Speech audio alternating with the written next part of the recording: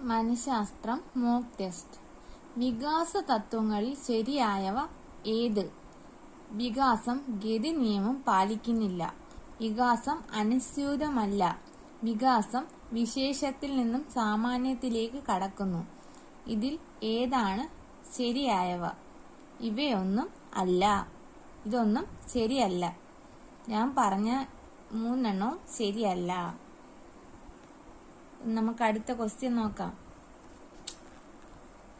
നമുക്ക് മനഃശാസ്ത്രത്തിന്റെ കുറച്ച് ക്വസ്റ്റ്യൻസ് നോക്കാം. ഒരു 10 ക്വസ്റ്റ്യൻസ് നോക്കാം.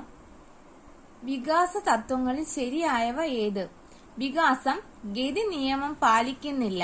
വികാസം അനുസ്യൂതമല്ല. വികാസം വിശേഷത്തിൽ നിന്നും സാമാന്യത്തിലേക്ക് കടക്കുന്നു. വികാസക്രമം ചാക്രികമല്ല, മറിച്ച് രേഖീയമാണ്.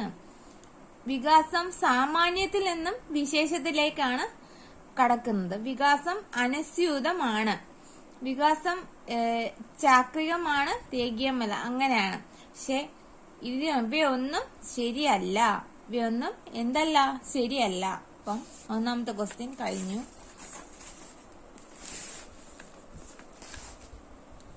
ഇനി രണ്ടാമത്തെ ക്വസ്റ്റ്യൻ. കുട്ടികളുടെ മനഃശാസ്ത്രത്തിന്റെ പിതാവ് വില്യം വുണ്ട്, പിയാഷെ, വൈഗോട്സ്കി, വാട്സൺ. പിയാഷെയാണ് കുട്ടികളുടെ മനഃശാസ്ത്രത്തിന്റെ പിതാവ്. മനസ്സിന്റെ ശാസ്ത്രമാണ് മനഃശാസ്ത്രം എന്ന് പറഞ്ഞത് ആര്? Plato, Emmanuel Kant, Watson, William James. ആരാണ് പറഞ്ഞത്? കാന്റ് ആണ് പറഞ്ഞത്. ഇമ്മാനുവൽ കാന്റ് ആണ് പറഞ്ഞത്. പ്രീ ഗാങ് ഏജ് എന്നറിയപ്പെടുന്ന ഏത്? Pre gang age. ആദ്യ ബാല്യമാണ് പ്രീ ഗാങ് ഏജ് എന്ന് അറിയപ്പെടുന്നത്. താഴെ കൊടുത്തിരിക്കുന്നവയിൽ ഏറ്റവും കുറഞ്ഞ അളവിൽ സൂക്ഷ്മ പേശി ചലനം ആവശ്യപ്പെടുന്ന ഏതാണ്? പേന കൊണ്ട് എഴുതുന്നു, ക്രയോൺസ് ഉപയോഗിച്ച് നിറം നൽകുന്നു, തറയിൽ നിന്നും സൂചി പറക്കൽ, മിനുസമുള്ള തറയിൽ നിന്നും മഞ്ചാടി പറക്കൽ. ഇതൊക്കെ എന്താണ്? പേന കൊണ്ട് എഴുതുന്നത് നമുക്ക് സൂക്ഷ്മ പേശി ചലനമല്ല. ക്രയോൺസ് ഉപയോഗിച്ച് നിറം നൽകുന്നതാണ് ഇതിന്റെ ആൻസർ.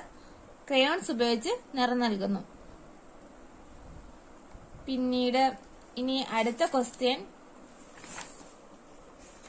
സ്വന്തം കണ്ണിലൂടെ അല്ലാതെ മറ്റൊരാളുടെ കണ്ണിലൂടെ ലോകത്തെ കാണാനുള്ള കഴിവില്ലായ്മയാണ് ചോദിച്ചത്. കഴിവല്ല, കഴിവില്ലായ്മയാണ് ചോദിച്ചത്. കൺസർവേഷൻ, അഹംകേന്ദ്രീകൃത ചിന്ത, വസ്തുസ്ഥിരത, ഇറിവേഴ്സിബിലിറ്റി.